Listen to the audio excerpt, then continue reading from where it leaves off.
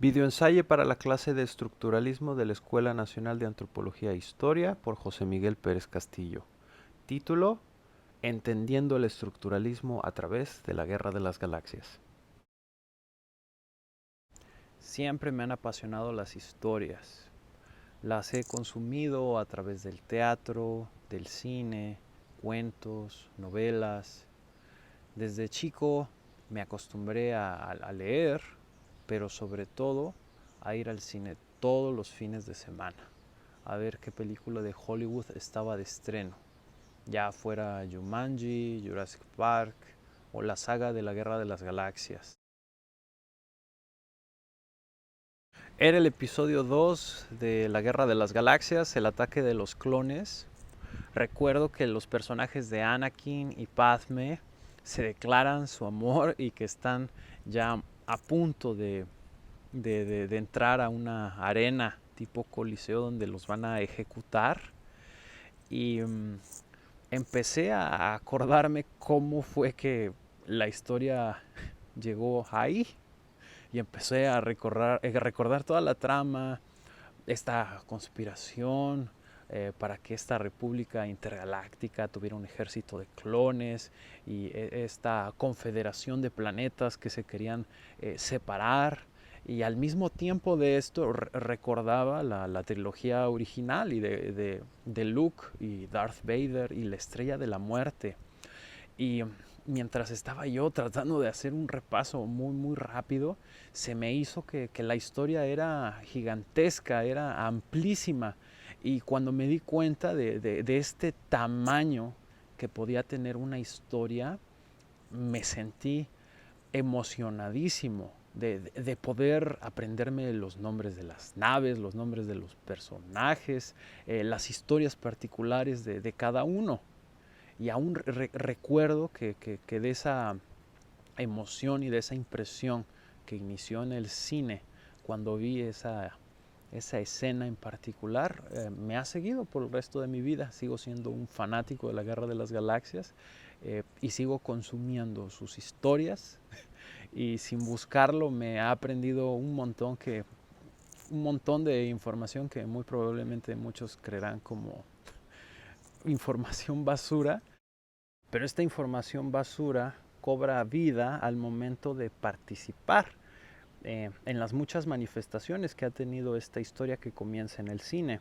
Cuando hablo con amigos sobre la trama, los personajes, cuando estamos jugando algún videojuego, cuando asistimos a alguna convención, cuando nos topamos con alguno de esos actores, cuando estamos frente a un autógrafo o incluso cuando un pedazo de utilería, la espada, el casco que se utilizó, todo esto, toda esta información que bajo otro contexto parece completamente irrelevante, pareciera anclarme emocionalmente a esta actividad que involucra a una cantidad extraordinaria de personas.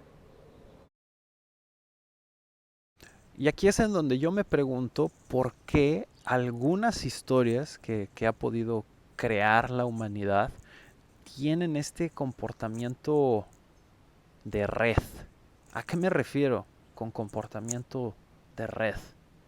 Estructural, que de una base, de un punto, como puede ser la película de la Guerra de las Galaxias, comienzan a abrirse hebras y este tejido, esta red, comienza a ampliarse. Y aunque algunas otras películas o libros han querido copiar este efecto red, efecto estructura, no todas lo logran, pero cuando lo logran el efecto es contundente. Pienso en El Señor de los Anillos, pienso ahora en el universo cinemático de Marvel y también en el universo cinemático de DC, los superhéroes. Pero también me hace recordar a los griegos y cómo los mitos tocaron no solamente el relato oral, sino también obras de teatro. Quiero saber más sobre este fenómeno y creo que el estructuralismo me ha ofrecido una puerta bastante amplia para entenderlo. Y ese es el ejercicio que haré el día de hoy.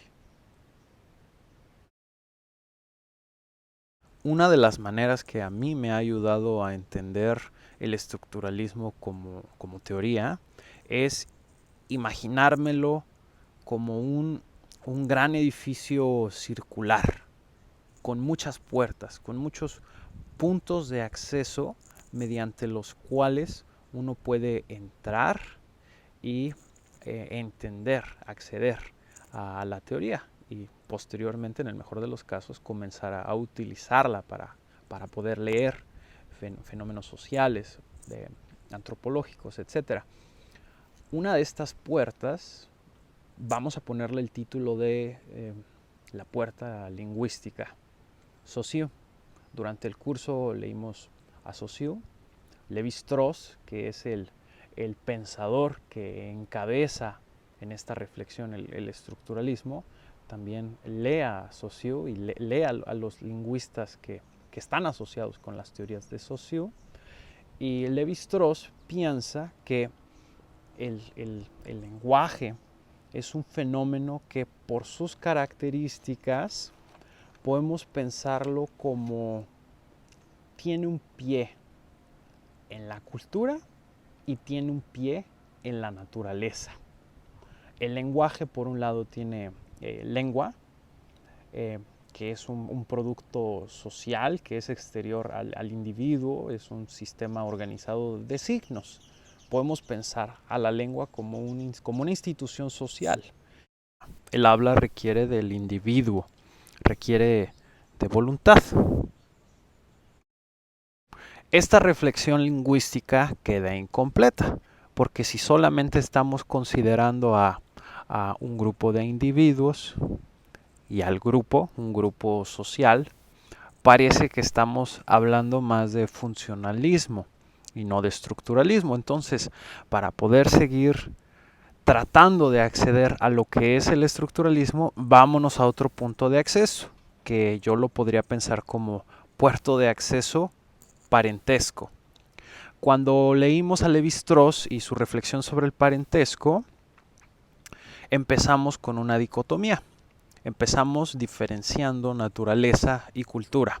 Por una parte, la naturaleza es aquello que Lévi-Strauss piensa como universal y espontáneo dentro de una especie. Y por otro lado tenemos lo cultural, que es una actitud social en donde puede estar presente o ausente una regla sobre un comportamiento instintivo. El aspecto cultural es relativo y es particular.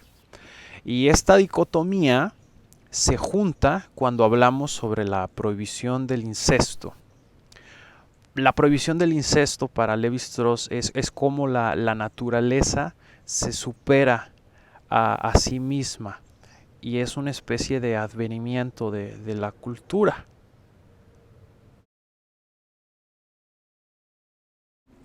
Lingüística y parentesco.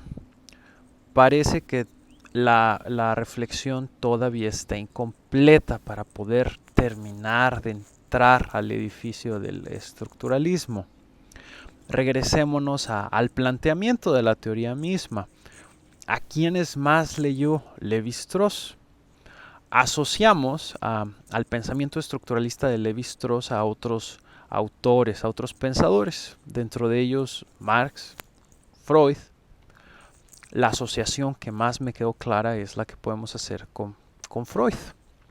Freud, a partir de los actos fallidos, se da cuenta que el comportamiento humano no está guiado del todo por lo que el individuo es consciente que hace.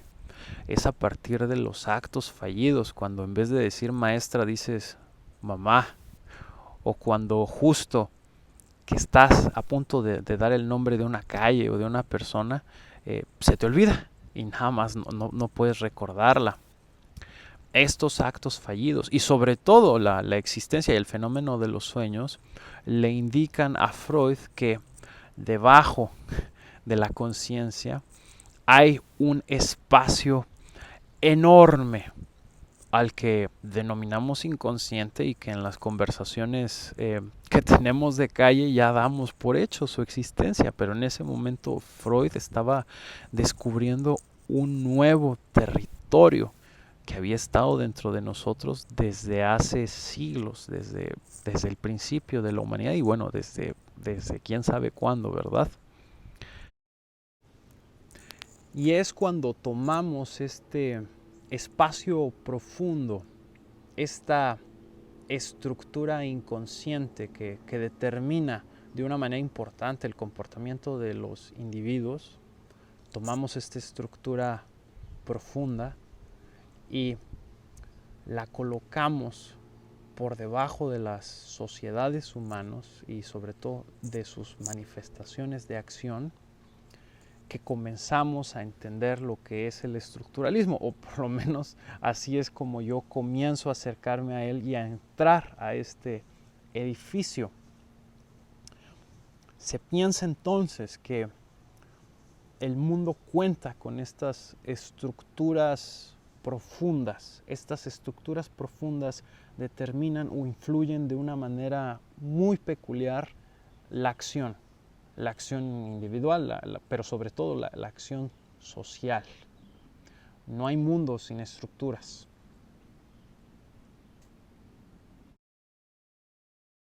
Entonces, como propuesta ontológica, el estructuralismo plantea que en el mundo hay un orden y que nos toca a nosotros, los interesados a conocer este orden, investigarlo, empezando por sus manifestaciones más inmediatas, sea el fenómeno del lenguaje, el fenómeno del parentesco o el fenómeno de la mitología, de la narrativa. Todas estas son las puertas que nos pueden llevar a conducir a las estructuras profundas que se encuentran en todo lo que existe, ahora acotado al mundo social. Volviendo a la imagen con la que comenzamos, un edificio circular y unas puertas con las que podemos acceder a este entendimiento de lo que es el estructuralismo, agregamos que estas puertas no están aisladas, sino que forman parte del tejido, de este tejido que hermana todos los puntos de expresión de una sociedad humana. Y esto me suena muy, pero muy conocido. Vuelvo a la Guerra de las Galaxias. Tú tomas una película y tomas un personaje y comienzas a revisar su historia y su historia termina estando interconectada, ya no solo por las películas, sino por los cómics, sino por el actor que da autógrafos en la convención. Y así es como parecen sudar estructuras de estas estructuras profundas y que algo parecen tener estas estructuras narrativas que cuando un grupo de seres humanos les prestan atención contienen significados lo suficientemente importantes como para que muchas de estas sagas ganen cantidades extraordinarias de dinero, pero más allá de eso, que mantengan un significado emocional con sus fanáticos que supere generaciones. Arribamos a la puerta del mito. Tenemos a un antropólogo y este antropólogo quiere poder penetrar la estructura profunda de determinada civilización, de determinada cultura. Vamos a poner de ejemplos a los griegos. Vamos a poner de ejemplo a los atenienses. Tomamos un mito, el de Edipo, pero cada mito tiene muchas versiones. No las descartamos. Para Levi-Strauss, si quieres poder penetrar a esta estructura profunda por medio de los mitos, recolectas todas las variantes de los mitos, y todas estas variantes son importantes. Pareciera ser que gracias a los mitos podemos acceder al pensamiento de estas culturas que ya no están con nosotros, ya no podemos hacer etnografía de ellos, pero que así como los huesos se fosilizan y dejan esta cáscara de piedra para que nosotros los estudiemos, los mitos también son vestigios del pensamiento de grupos que ya no están aquí de forma material, pero que a partir de este proceso de fosilización podemos apreciar la manera en la que ellos resolvían contradicciones de su moral, la manera en la que ellos experimentaban y quizá expresaban sus emociones. Los griegos no estudiaron estructuralismo, no leyeron a Levi-Strauss. Ellos simplemente manifestaron lo que podríamos entender como su creatividad cultural, y que ahora, bajo la lupa del estructuralismo, podemos estudiar sus mitos, las épicas que nos dejaron la Ilíada, la Odisea y las obras de teatro, y nosotros podemos plantear esta teoría en la que todos estos elementos conviven unos con otros en una gran red, y que esta gran red la podemos observar de esta manera debido a estas estructuras profundas que se encuentran ahí latentes a través del tiempo y a través del espacio. De seguir con la teoría estructuralista, entonces pensaríamos que estas estructuras profundas siguen trabajando, siguen guiando, determinando, dando el camino para nuestras manifestaciones culturales, incluso hoy en día. Incluso hoy en día, fenómenos como el parentesco, el lenguaje y el mito siguen siendo afectados por estas estructuras.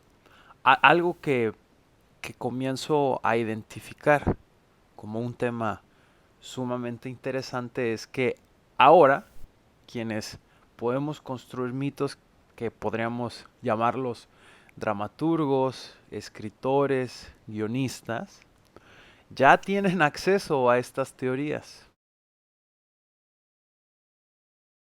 Uno de los ejemplos más reconocidos, volviendo a la Guerra de las Galaxias, es George Lucas. George Lucas tuvo una relación muy cercana con Joseph Campbell. Joseph Campbell es muy conocido por su libro Las Máscaras de Dios y el héroe de las mil caras. George Lucas pensó en recuperar el monomito explicado por Joseph Campbell en su trabajo, después de hacer trabajo comparativo con mitos de muchas culturas a través del tiempo y a través del planeta.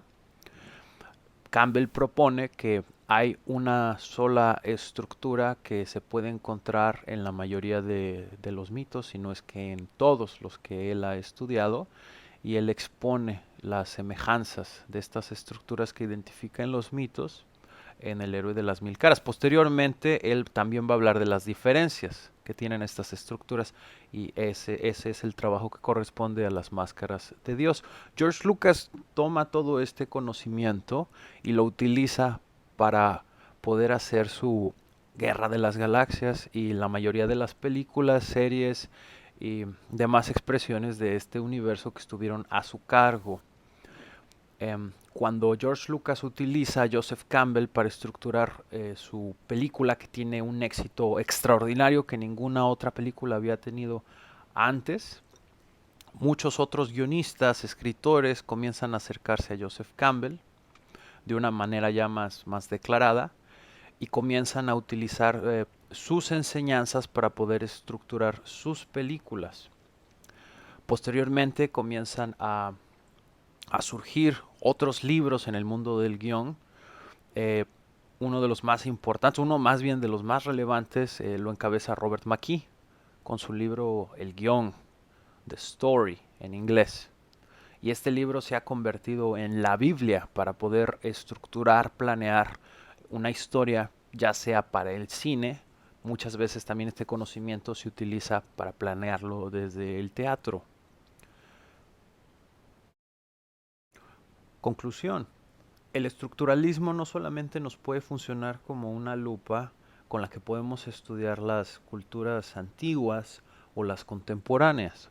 Pareciera ser que el estructuralismo nos puede ayudar a acceder a la cultura popular, como lo he intentado comparar con el fenómeno de la guerra de las galaxias. Y lo mismo se podría hacer con el fenómeno de los superhéroes. El estructuralismo no solamente nos hermana dentro de un campo vasto de significados, sino sobre todo nos junta y nos reúne al momento de escuchar una historia extraordinaria que se manifiesta no solamente en el relato oral, sino en la experiencia de él con los otros. Muchas gracias.